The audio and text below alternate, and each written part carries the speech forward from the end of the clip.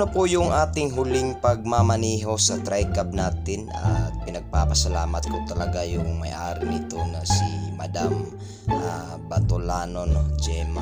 So yayakapin din natin tong si Buddy dahil siya ang nakatulong sa akin. At babay na si Buddy at aalis na ko. Titingnan ko ngayon tempo ng panahon kung okay lang bang bumiyahe ng barko. Pero okay lang din kahit makulimlim, pero okay lang yan. Sa paglakad ko nga dito, may muntika na talaga akong maapakan at hindi ko nga alam na tikit na pala ito ng barko. At kaya nagmamadali na akong pumunta sa pier para mahabol natin yung barko natin. At pagliko natin dyan sa kanan is yun na yung pier na ating pagsasakyan, no? So, pupuntang Cagayan. So hindi naman pwedeng magutom tayo kaya bumili ako ng dalawang chop suey.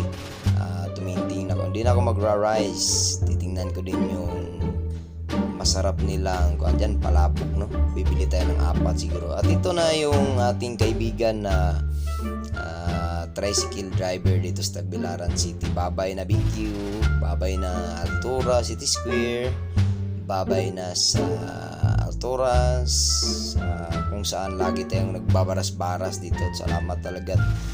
At hindi ako nakasagi ng kung ano dito kasi safety driver tayo. Ingat-ingat sa mga driver dyan, no? Sa Tagbilaran City. So marami din tayong naging kaibigan dito sa Tagbilaran. At shoutout na lang sa inyong lahat sa mga kaibigan natin dyan. Yung barko na sasakyan natin, at ito yung kapatid ko na first time kasakyan ng barko. At yun ang sa hindi inaasahan ay nag-teleport na tayo sa Cagayan. At ito na yung ating sundo, yung kapatid nating maganda. At papunta na kami doon sa aming titirhan na bahay, bahay ng kapatid ko. Nakita ko nga yung Fortuner na scan ng mga pulis. Shout out, magaganda yung kanilang mga service. At ito na, hindi na padugay-dugay talaga, pumasok na tayo sa subdivision. At hindi ko na papangalanan pa kung anong subdivision ito, para naman sa safety ng mga nakatira dito. At yun, maganda talaga dito, no? Sobrang linis, mayroon silang plaza.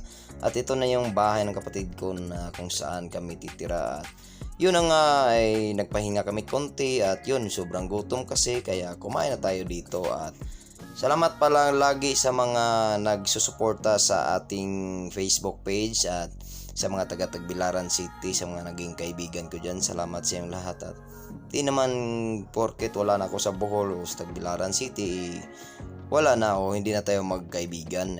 Magkikita at magkikita din naman tayo. Hindi ko malilimutan yung pagtulong sa akin. At salamat, shout out sa inyo. Ingat-ingat lagi dyan at update ko kayo kung ano yung bago nating video dito sa Cagayan de Oro. Bye bye, I love you.